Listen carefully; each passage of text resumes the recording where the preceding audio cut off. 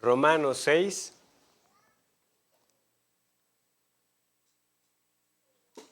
Leo para ustedes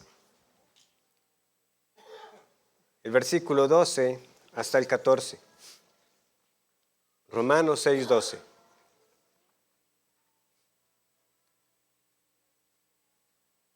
No reine pues el pecado en vuestro cuerpo mortal, de modo que lo obedezcáis en sus concupiscencias, ni tampoco presentéis vuestros miembros al pecado como instrumentos de iniquidad, sino presentaos vosotros mismos a Dios como vivos de entre los muertos, y vuestros miembros a Dios como instrumentos de justicia, porque el pecado no se enseñoreará de vosotros, pues no estáis bajo la ley, sino bajo la gracia. Estamos estudiando el capítulo 6 de Romanos, el cual ha abierto con palabras que a muchos les resultarán conocidas. ¿Qué pues diremos? ¿Perseveraremos en el pecado para que la gracia abunde? En ninguna manera. Porque los que hemos muerto al pecado, ¿cómo viviremos aún en él? La preciosa doctrina de la justificación debe ir de la mano con la importante y necesaria doctrina de la santificación. Ahora, cuando digo esto, no es que la doctrina de la santificación no sea preciosa también. Es hermoso saber que el Señor, a aquellos a los que ha salvado, también los está santificando y los está haciendo conforme a la imagen de su Hijo. Seremos como nuestro Señor. Sin embargo, como hemos visto, desde muy temprano en la vida de la iglesia, aparecieron aquellos que tergiversaron, manipularon, corrompieron la doctrina de la justificación y de la santificación para convertirla en un pretexto para una vida de pecado y de libertinaje. Pedro advirtió de aquellos que tergiversaban las palabras de Pablo. Judas advierte de aquellos que habían convertido en libertinaje la gracia de nuestro Señor. Y Pablo mismo tiene que responder enfáticamente que eso no es posible. No es posible una vida de pecado, dominados por el pecado, para aquellos que han sido libertados por el Señor, y a la vez también se defiende de la acusación de que Él estuviera enseñando tal cosa. No, la salvación, aparte de las obras de la ley, nunca ha sido pretexto para continuar en una vida de pecado. En ninguna manera tan enfático y enérgico, nos recuerda que es incongruente una vida de pecado, ya sea con el fin de experimentar la gracia de Dios o porque ya no estamos bajo la ley, como ahora el versículo 14 nos informa. Sin embargo, esto nos va a generar expectativa, porque Pablo no va a desarrollar qué está diciendo con que no estamos bajo la ley ahora mismo. Hoy solo veremos superficialmente qué es lo que está sucediendo aquí. Pero entonces ya no estamos bajo el pecado, ya no estamos bajo la ley. Y por lo tanto, ninguna de esas dos cosas son motivo para que entonces descuidadamente sigamos en el pecado. Hemos visto entonces que tal vida no corresponde con los que han creído, con los que han sido unidos a Cristo. ¿Por qué? Porque nosotros estamos en Él. Si hemos creído en el Señor, estamos en Él. Estar en Cristo es que Él nos hace partícipes de su obra, de modo que morimos con Él y vivimos con Él. Morimos al pecado y somos resucitados a novedad de vida. Este morir y resucitar es ilustrado por la ordenanza del bautismo, lo cual Pablo da como un hecho, que ellos lo saben. ¿O no sabéis que los que son bautizados, es decir, ustedes esto lo saben, cuando se bautizaron, cuando ustedes descendieron a las aguas, ustedes mostraron lo que ya había pasado en sus vidas, que ese viejo hombre había sido crucificado con Cristo y que fueron sepultados y levantados para caminar ahora con el Señor. Nuestra vida está ligada a Él como esas plantas que han sido injertadas. Su vida ahora está en Cristo, es lo que Pablo nos está recordando. La vid verdadera, aquel que sí nos sustenta a nosotros. De modo que al permanecer en Cristo nosotros llevamos el fruto y la vida que glorifica a Dios. Pero, ¿verdad? Estoy diciendo todo esto a modo de introducción y de repaso. Debemos notar que el énfasis primario es todo lo que Dios ha hecho por nosotros en Cristo y de lo que somos estando en Cristo. Pero al prestar atención notaremos que a partir del versículo 8, Pablo también ahora está enfatizando lo que es nuestra responsabilidad. Y si morimos con Cristo, creemos. ¿Quiénes creen? Nosotros somos los que creemos. Creemos que viviremos con Él. ¿Por qué? Porque en la doctrina de la santificación nosotros somos responsables. Para aquellos que les gustan los términos un poco más técnicos, siempre uno pasa por ese momento en que le enseñan a uno acerca del monergismo y del sinergismo. Ahora, el sinergismo, recordarán la semana anterior, para los que estuvieron y los que no se preocupen, les vuelvo a mencionar que hay un prefijo que en español es el sin, que viene del griego, que significa aquello que acompaña, una concurrencia. Entonces, cuando hablamos de un sinergismo, simplemente estamos hablando de dos o más que colaboran para un fin. La santificación en ese sentido sí es responsabilidad humana, pero nunca deja de ser tampoco una obra divina. Dios nos santifica y nosotros debemos perseverar en la santidad, debemos buscar la santidad. Clásicamente eso también se ha expresado de la siguiente manera cuando abordamos la doctrina de la perseverancia de los santos o de la preservación de los santos. Bueno, las dos cosas. Nosotros perseveramos porque Dios nos preserva. Pero el asunto es, hay un elemento de responsabilidad. Nosotros perseveramos.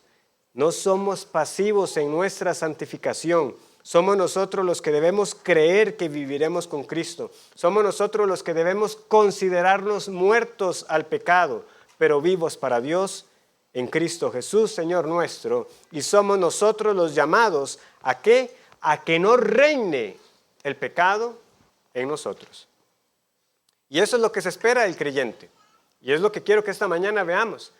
¿Qué es lo que se espera que no suceda en la vida del creyente y qué sí debe suceder en la vida del creyente? ¿Y por qué razón? ¿Qué no debe suceder en nuestra vida como creyentes? Bueno, lo tenemos en el versículo 12. No reine, pues, el pecado en vuestro cuerpo mortal. Eso no debe pasar. No reine. Pero somos usted y yo los responsables en Cristo, si somos creyentes, de que tal cosa no esté pasando, de darle lugar al pecado. No reine pues el pecado en vuestro cuerpo mortal, de modo que lo obedezcáis en sus concupiscencias, ni tampoco presentéis vuestros miembros al pecado como instrumentos de iniquidad. Eso nos deja ver dos cosas. Primero, la lucha contra el pecado es real. La lucha contra el pecado es real. Esto simplemente confirma lo que hemos establecido en los sermones anteriores. Estar muertos al pecado no significa que para usted o para mí, como creyentes, nunca más pecamos. Más bien es la amarga experiencia que cada uno puede confirmar de que aún como hijos de Dios, pecamos contra Él. Sin embargo, recuerden que es un asunto de relación. Yo me considero muerto al pecado. Yo al pecado morí. Entonces, si eso es lo que debe ser, como debo considerarme, entonces ahora viene la exhortación más explícita. No reine el pecado. Hay una lucha. ¿Por qué? Porque el pecado quiere reinar. Esa vieja naturaleza, aunque fue crucificada, sigue ahí, presente. Un vestigio de lo que llamamos de ese viejo hombre. Recuerden, si estamos en el Señor, tenemos una nueva identidad. Ya no soy la persona que era antes, pero esa vieja persona a veces quiere usurpar el trono. Ha sido destituido. Y aunque ha sido despojado de su poder dominante, todavía quiere dominar nuestro ser. Entonces, cuando leemos aquí que no reina el pecado en nuestro cuerpo mortal, debemos entender cuerpo mortal, sí, obviamente hay elementos aquí que claramente hablan de nuestro cuerpo físico, de nuestros órganos, de nuestros miembros, pero no pensemos que Pablo está hablando solamente de ese plano físico. Es que no reine en nosotros, en nuestro ser, porque también tiene que ver con lo que pensamos y sentimos. Lo que pasa es que este cuerpo aún lleva en sí las consecuencias del pecado. Y por eso un día moriremos también. Algunos han ilustrado esta imagen, ¿verdad?, de que no reine el pecado con esos grupos disidentes que quedan luego de que un partido fue echado del poder. Y uno sabe que ya como poder político no van a volver a ser electos. Recientemente creo que pasó algo así parecido, sin decir nombres de partidos. Uno espera que ese partido ya no vuelva al poder. O sea, quedaron completamente destruidos. O eso espera uno. Usted sabe que ya no le va a dar su voto para que sea gobernante. Pero si usted les pregunta a ellos que si quisieran volver al poder, claro que sí. Claro que sí. También los podemos comparar con esos grupos guerrilleros, esos grupos rebeldes que se recluyen a las zonas alejadas del país, pero son molestos. No se quedan solamente en esas zonas boscosas, ¿verdad? Ellos irrumpen ocasionalmente. Quieren tomar a personas y secuestrarlas. Quieren extorsionar. Ocasionan problemas. Ya no tienen el poder para ejecutar un golpe de Estado, pero siguen ahí. A eso es lo que quiero que tengamos en mente cuando entendemos que la lucha contra el pecado es real. Porque así como sería ingenuo que un país simplemente dejara de actuar y los dejara a sus anchas, ¿verdad? Porque sabemos cómo en ciertos países esto puede llegar a escalar a que regiones completas, en efecto, ya el Estado dice, ahí no puedo ni meterme, porque son otros los que realmente están dominando y gobernando. Nosotros no deberíamos permitir al pecado tomar más fuerza. No deberíamos dejar que esté avanzando sus límites y queriendo abarcar más y más. Todo lo contrario. Lo que debería ocurrir ahora por el poder del Espíritu Santo es que nosotros lo estamos mortificando. Cada vez más bien lo estamos empujando más y más allá de nuestras fronteras. ¿Por qué? Porque el pecado, aunque quiera volver al lugar que ya no puede ni debe tener, él ya no reina, ya no es nuestro amo. Si somos del Señor, reconoceremos cuán intensa puede ser esta lucha que se nos presenta a veces de muchas maneras, y aquí se nos describe de dos frentes.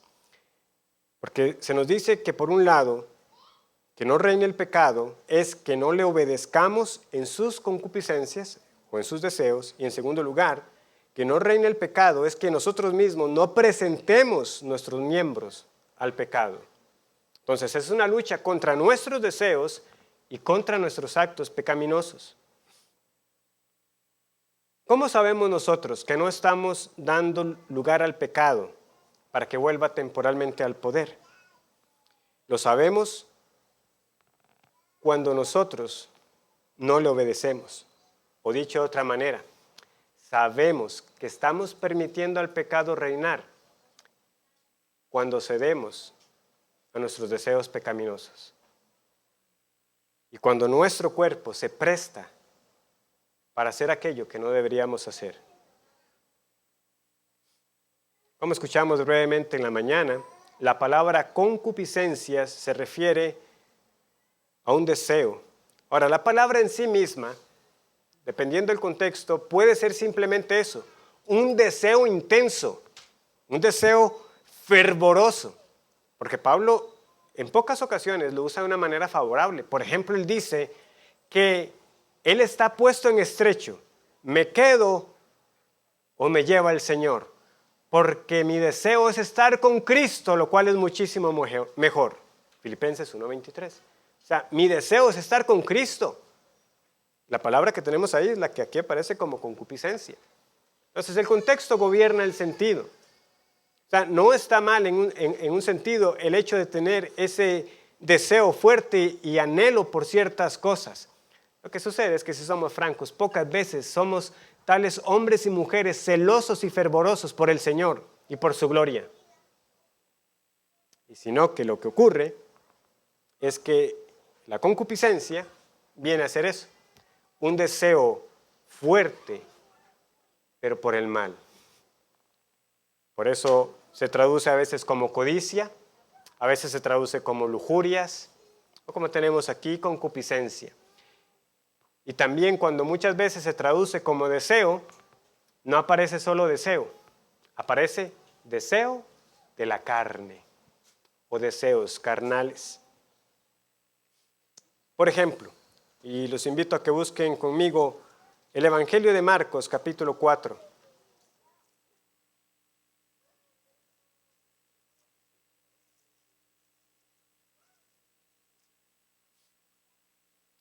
El Evangelio de Marcos, capítulo 4, es la parábola del sembrador. Y el Señor, al explicarla, nos habla del terreno de espinos. Versículo 18. Estos son los que fueron sembrados entre espinos, los que oyen la palabra, pero los afanes de este siglo y el engaño de las riquezas, y aquí viene la palabra, y las codicias de otras cosas entran y ahogan la palabra y se hace infructuosa.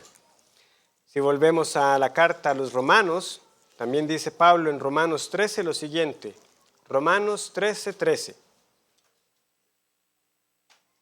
Andemos como de día, honestamente, no en glotonerías y borracheras, como aparece ahora aquí, no en lujurias y lascivias, no en contiendas y envidia, sino vestidos del Señor Jesucristo, y viene la palabra, y no proveáis para los deseos de la carne, o no proveáis para las concupiscencias.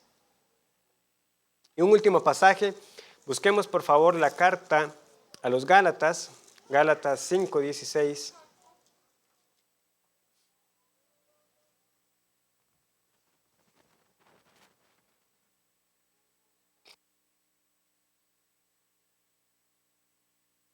Gálatas 5:16 dice, digo pues, andad en el Espíritu y no satisfagáis, otra vez la palabra, los deseos de la carne. Porque el deseo de la carne es contra el Espíritu y el del Espíritu es contra la carne. Y estos se oponen entre sí para que no hagáis lo que quisiereis.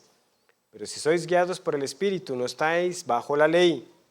Y manifiestas son las obras de la carne que son. Entonces vean todo lo que entra cuando hablamos de las concupiscencias.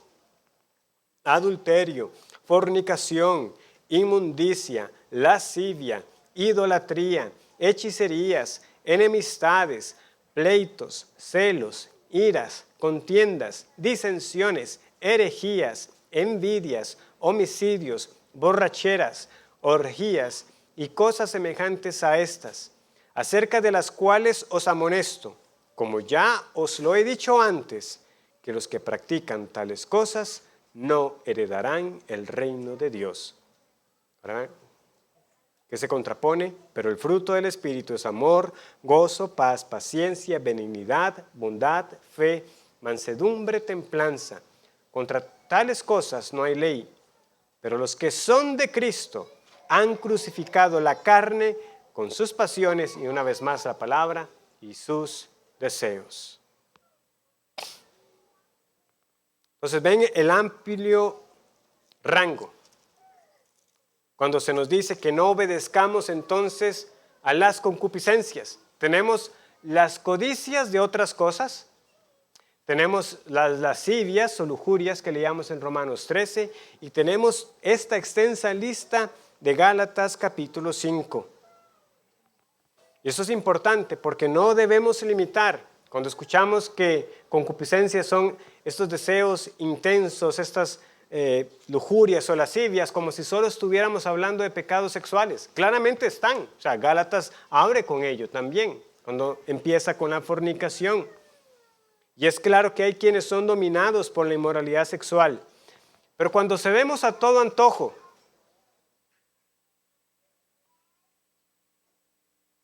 ¿estamos siendo acaso dominados por la glotonería?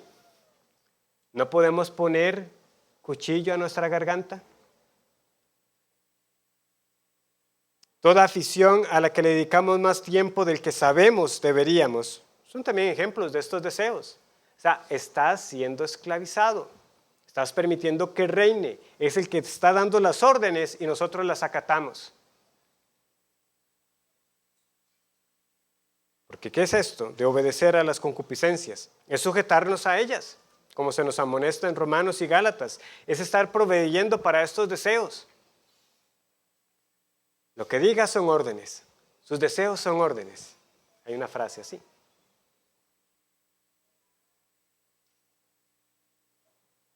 Quiero comer, como. Quiero deleitarme en aquello que deshonra al Señor, voy y proveo para esos deseos. Quiero algo, lo tomo. No me importan las consecuencias, no me importa la manera. Por eso son deseos pecaminosos. Ellos nos piden y nosotros les damos. Es dar lugar a la codicia en nuestros pensamientos. Algo nos gustó, nos llamó la atención, puede ser la posesión de alguien más, puede ser un anuncio vendiendo algo que realmente no necesitamos, pudo ser una mirada a quien no es nuestro cónyuge y en lugar de cortar, le damos vuelta. Pensamos de más, estamos proveyendo. Ya estamos en terreno peligroso. Estamos muy cerca de ser como Acán. ¿Cuál fue la respuesta de Acán cuando ya fue confrontado con su pecado? Es que vi entre los despojos un manto babilónico muy bueno y 200 siclos de plata y un lingote de oro de peso de 50 siclos, lo cual codicié y tomé. Josué 7:21. Lo vi, lo quise y lo tomé. Acán obedeció a su codicia. No solo lo vio, lo quiso y lo tomó. Y así es en general el patrón del pecado. Vemos, codiciamos, adulteramos en nuestro corazón y estamos en gran riesgo de seguir escalando, de rendirnos a estas pasiones. ¿Por qué? Por estarle dando lugar al pecado, por permitirle que tome el poder que ya no le corresponde. Es el proceso que muy vívidamente se nos describe en la carta de Santiago. Vamos a buscarlo. Santiago capítulo 1, versículos 12 al 15.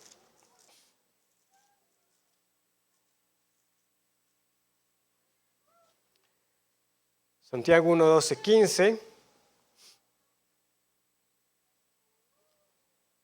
Bienaventurado el varón que soporta la tentación, porque cuando haya resistido la prueba, recibirá la corona de vida que Dios ha prometido a los que le aman. Cuando alguno es tentado, no diga que es tentado de parte de Dios, porque Dios no puede ser tentado por el mal, ni Él tienta a nadie, sino que cada uno es tentado cuando de su propia concupiscencia es atraído y seducido. Entonces la concupiscencia, después que ha concebido, da a luz el pecado, y el pecado, siendo consumado, da a luz la muerte. Jacobo no tiene rodeos y señala con claridad quién es el responsable cuando pecamos. Usted. Soy yo. Nunca tengamos la temeridad de decir que hemos pecado porque Dios ¿qué? Él no es tentado por el mal ni Él tienta a nadie.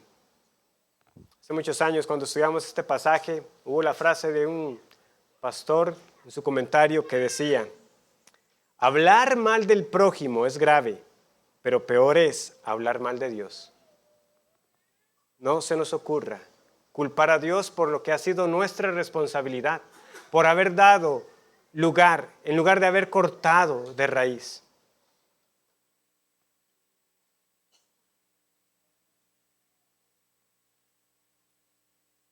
Ser tentados en sí mismo no es pecaminoso. Cristo fue tentado y no pecó. Pero usualmente, ¿por qué ser tentados para nosotros resulta en pecar contra Dios? Porque le damos rienda a los deseos de la carne. Porque obedecemos a sus demandas. Porque nos sometemos a quien ya no tiene poder sobre nosotros. Estamos haciendo caso al viejo jefe.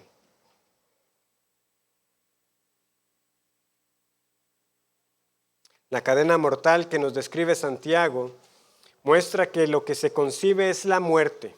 Cuando obedecemos a nuestras concupiscencias, el resultado frecuente es que estos deseos se convertirán en actos. O sea, que lo tengamos claro. O sea, ya solo el hecho como el Señor Jesucristo nos mostró que codiciar en nuestro corazón ya es pecado. El tema es que usualmente, ya habiendo dado lugar a ello, nosotros no nos vamos a detener ahí. ¿Por qué? Porque esos deseos serán actos y serán actos consumados con nuestros miembros, como nos dice Romanos 6, ¿verdad? La primera advertencia, la primera demanda para nosotros es que no reine el pecado obedeciendo a sus deseos. Pero la segunda parte es que no presentemos nuestros miembros al pecado como instrumentos de iniquidad. Como les digo, esos deseos se transformarán en actos pecaminosos que los vamos a cometer con nuestros pies, con nuestros ojos, con nuestras manos, con nuestras partes privadas.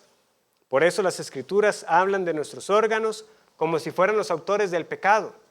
Pero ¿quién va a ser ingenuo para echarle la culpa a la mano? No fui yo, pastor, fue mi mano. ¿Va a sostener eso usted ante alguien? No. Solo espera uno de un niño.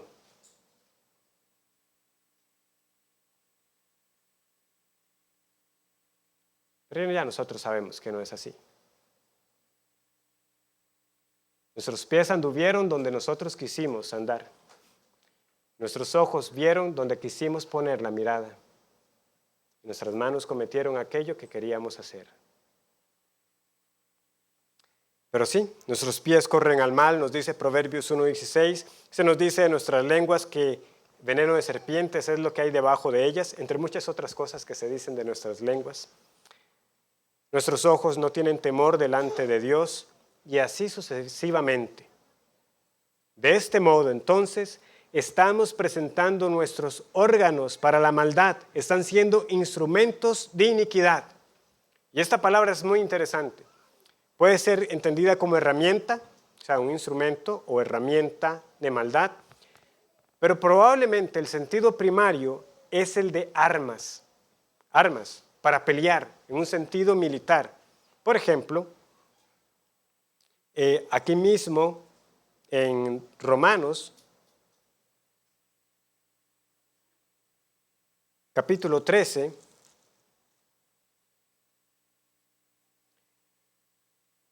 versículo 12 dice: la noche está avanzada y se acerca el día. Desechemos pues las obras de las tinieblas y vistámonos las armas de la luz. La palabra armas que tenemos aquí, la misma que se empleó en Romanos 6 como instrumentos. O en su segunda carta a los Corintios, no tienen que buscarlo, solo escuchen, Pablo le dice esto a la iglesia: pues aunque andamos en la carne, no militamos según la carne. Ven ese lenguaje militar, de lucha, de batalla. Porque las armas de nuestra milicia no son carnales, sino poderosas en Dios para la destrucción de fortalezas, derribando argumentos y toda altivez que se levanta contra el conocimiento de Dios y llevando cautivo todo pensamiento a la obediencia a Cristo. Hay un contraste, ¿verdad? armas de tinieblas y hay armas de la luz. Las armas que usamos nosotros en esta lucha no son armas carnales. Pero lo que se nos está diciendo aquí, volviendo al sentido de Romanos 6, es que nuestros miembros están siendo armas de iniquidad para el pecado. Y esa es la exhortación, que no se presten, que no los demos para que sean utilizados para el fin del enemigo, que no seamos otra vez hallados como si fuéramos soldados del enemigo, colaborando para su causa, como si estuviéramos otra vez enlistados en su ejército. En cambio, ¿qué es lo que debe suceder en nuestra vida? Es lo que nos continúa diciendo Romanos 6:13. No presentemos nuestros miembros como instrumentos de iniquidad, sino presentaos vosotros mismos a Dios como vivos de entre los muertos y vuestros miembros a Dios como instrumentos de justicia. Aquí hay dos acciones muy vinculadas entre sí. ¿Qué es lo que debería pasar en nuestra vida? ¿Qué es lo que no debe pasar? Lo que no debe pasar es que obedezcamos a nuestros deseos y que nuestros cuerpos sean utilizados como armas de maldad. Lo que debería ser nuestra vida, lo que debe caracterizar nuestra vida como creyentes, es que nosotros mismos enteramente nos presentamos a Dios y nuestros cuerpos son más bien armas de justicia. Primero, debemos presentarnos a Dios como vivos entre los muertos. Este lenguaje es similar a los versos anteriores, ¿verdad? Considerados muertos al pecado, pero vivos para Dios en Cristo Jesús, Señor nuestro. Vivos para Dios. Pero también hay algo más que este versículo debería sonarle si usted está familiarizado con el contenido de Romanos. Si no presentaos vosotros mismos a Dios como vivos entre los muertos. ¿A qué nos suena esto? Vamos a Romanos capítulo 12.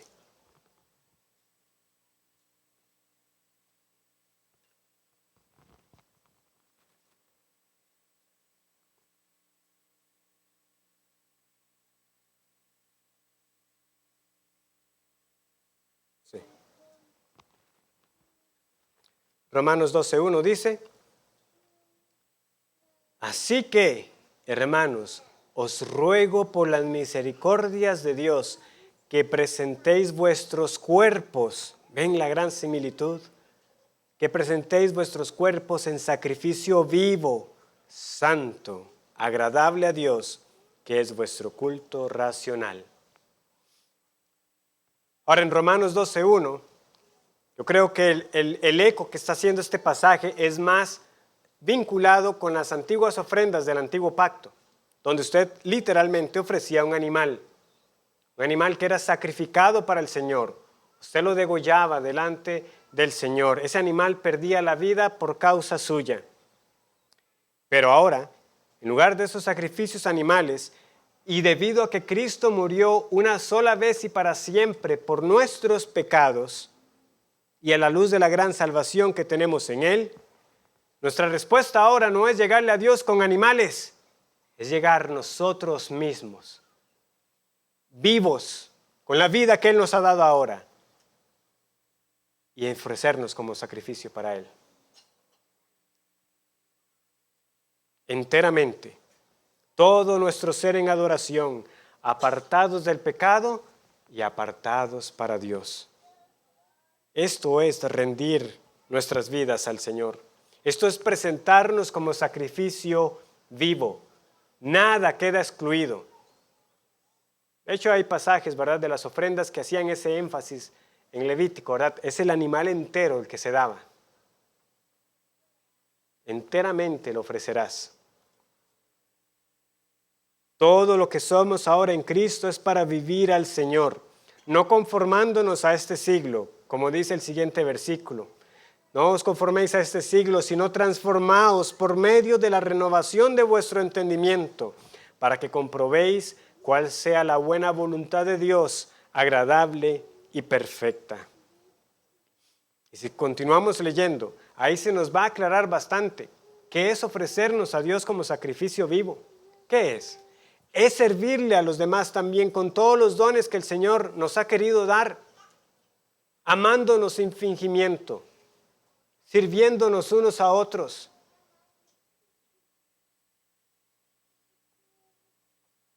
Aborreciendo lo malo y siguiendo lo bueno. Esto es vivir para Dios. Esto es presentarnos como sacrificios vivos. Y como se trata de todo nuestro ser, entonces ahora nuestros órganos, nuestros miembros del cuerpo, ahora son armas de justicia.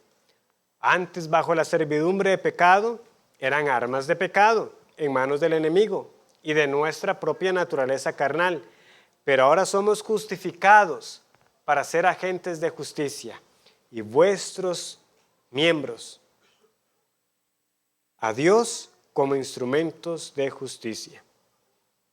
Yo quiero recalcar este lenguaje militar, armas de justicia. Hermanos, el Señor nos salva para ser ofensivos, pero no a la manera del mundo.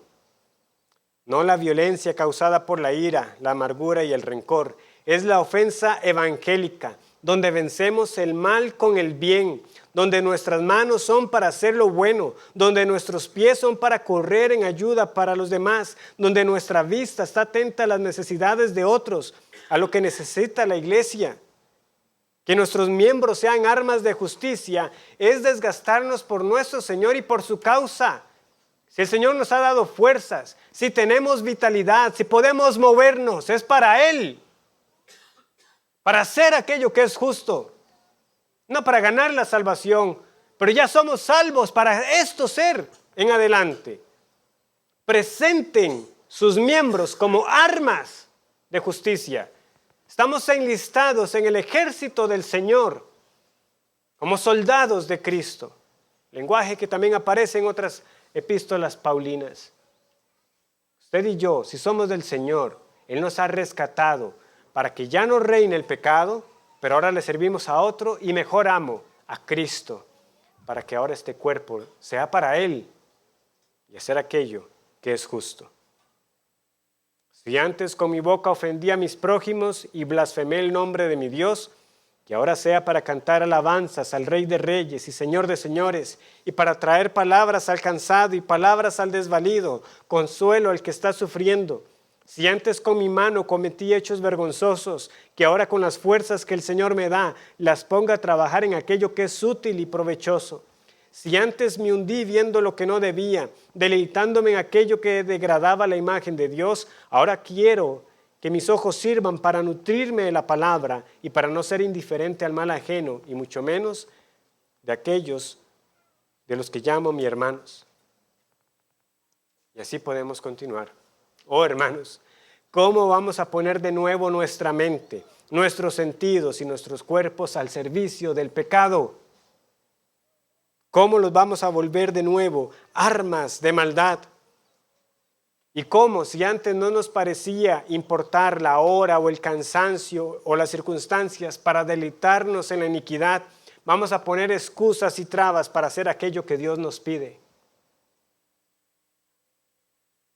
No debe ser así, y de hecho, no será así para siempre en la vida del creyente. ¿Por qué? Porque hay un fundamento para esta exhortación y la tenemos en el versículo 14. Porque el pecado no se enseñoreará de vosotros, pues no estáis bajo la ley, sino bajo la gracia. Hay una razón por la cual el creyente vivirá como debe vivir y avanzará en ello. Porque el pecado ya no volverá a enseñorearse de nosotros. Ya no es Señor. Pero hay más. Y esto es lo que les quería dar a entender en la introducción. Aquí hay otro elemento que en parte debería llamarnos la atención en la respuesta de Pablo. Porque si nos dice, preséntense a Dios todos ustedes y sus cuerpos como armas de justicia, porque el pecado ya no señorea sobre ustedes, uno hubiera dicho, sí, tiene sentido. Precisamente se nos ha venido diciendo que nos consideremos muertos al pecado. Quiere decir que esa relación ha sido rota.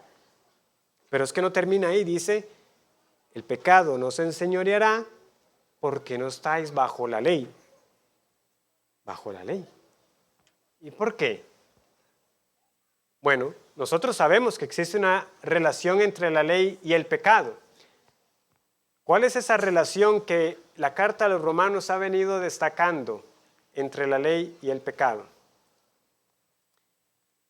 Que por el conocimiento de la ley viene el pecado. Y cuando vino la ley, sobreabundó el pecado, nos dice Romanos 5:20. Entonces, por la ley viene el conocimiento del pecado. Sin embargo, cuando Pablo nos dice a nosotros que ya no solamente el pecado no es Señor, sino que la ley tampoco es nuestro Señor, lo que no deberíamos pensar es que entonces es, bueno, no debo pecar para que la gracia no abunde, pero tampoco tengo ley, entonces ¿puedo vivir a la libre? No, versículo 15, ¿qué pues? Pecaremos porque no estamos bajo la ley, sino bajo la gracia. Otra vez, en ninguna manera. Lo que sea que Pablo nos esté queriendo dar a entender en este momento, lo que nos está diciendo es, usted ya no tiene tampoco la ley como su Señor. Ahora, no piense que usted está desprovisto de la ley del todo, pero ya no es su Señor, como tampoco el pecado es su Señor, sino que estamos bajo la gracia.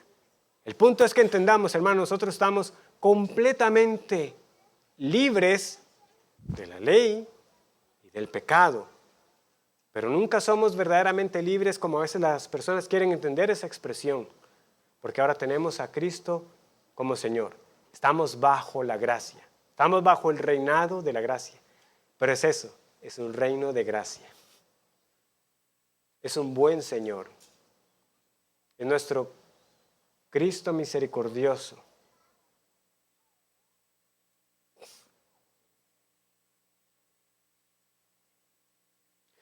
Pero como les decía, en parte esta respuesta, Pablo sabe que es como, bueno, yo no sé, él no hubiera usado esa expresión, ¿verdad? Pero como abrir otra caja de Pandora, ¿verdad?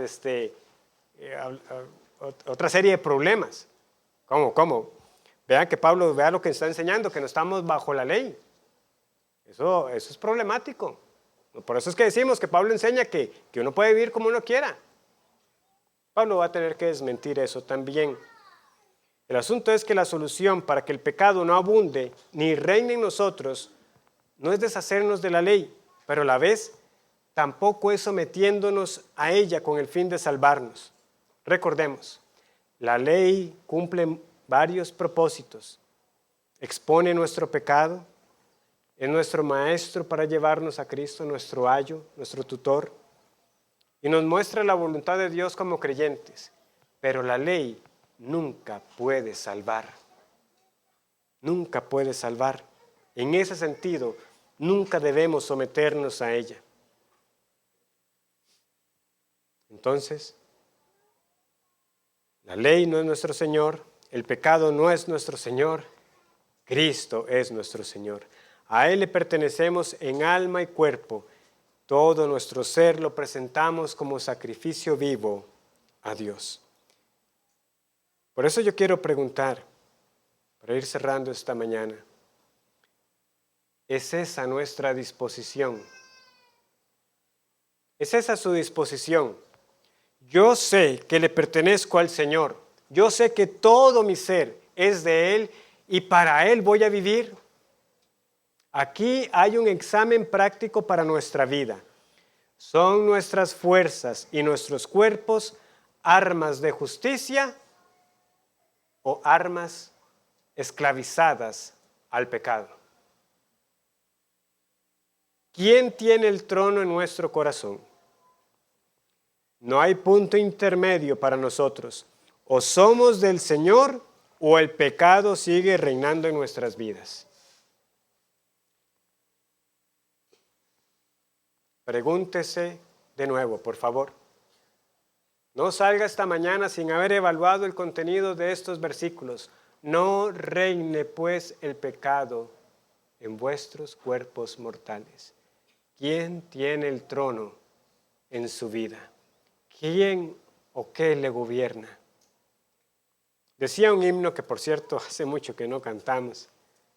Salvador, a ti me rindo, obedezco solo a ti. Mi guiador, mi fortaleza, todo encuentro, oh Cristo, en ti. Más adelante dice, a su causa me consagro y su amor, mi amor será. Dice el coro, yo me rindo a ti, yo me rindo a ti. Mi flaqueza, mis pecados, todo rindo a ti. Yo me rindo a mi Señor. Yo le digo, como también dicen otros cantos, toma todo lo que soy, todo tuyo quiero ser. Y aunque no siempre es así, y nos duele pecar contra el Señor, hermano y hermana, recuerde, el pecado ya no tiene ese poder sobre nosotros, sino que ahora hay poder en Cristo y en el Espíritu para vencer las obras de la carne. Un día seremos libres completamente. Ya no estará esa guerrilla incómoda tratando de usurpar, tratando de rebelarse. Pero nuevamente, mientras ese día llega, no desmayemos y sean nuestros ojos, nuestras manos, nuestras bocas, nuestros pies, todo lo que somos, armas de justicia, que testifiquen del cambio que ha sido operado en nosotros, que hemos creído en el poderoso Evangelio. Ese poderoso Evangelio de la salvación solamente por la fe en Jesús. Y que sea hoy también el día para usted, amigo sin Cristo, que usted sea trasladado de ese reino de pecado al reino de Cristo y pueda experimentar también esa libertad de que ya usted no esté esclavizado al pecado, sino que viva para Dios en Cristo Jesús. Oremos. Gracias, Señor, por exponernos una vez más a tu palabra. ¿Qué es lo que nosotros estamos haciendo con las vidas y cuerpos que nos has dado? Si hemos creído, Señor, que sea evidente que estamos viviendo para ti. Que nos recordemos una y otra vez esta verdad del Evangelio, que somos libres del pecado para servirte a ti, que ya el pecado no tiene poder para sojuzgarnos, para subyugarnos, que más y más su poder se extinga en nuestras vidas, anhelando cuando por fin ya seamos libres completamente de todo asedio del pecado, lo cual es garantía segura porque Cristo ya venció en la cruz. Ayúdanos, Señor, para que nuestras vidas sean así, testimonio fiel del cambio que tú obras en aquellos a los que injertas en Cristo, vidas fructíferas, vidas de justicia. A ti sea la gloria. Y te pedimos ahora que seremos testigos del bautismo de nuestro hermano Miguel, de que seamos recordados aquellos que hemos sido bautizados, precisamente ese testimonio que dimos. Hemos sido sepultados en Cristo, pero hemos sido resucitados a una vida nueva. A ti sea la gloria en esta iglesia, y es en Cristo nuestro Señor que lo pedimos. Amén.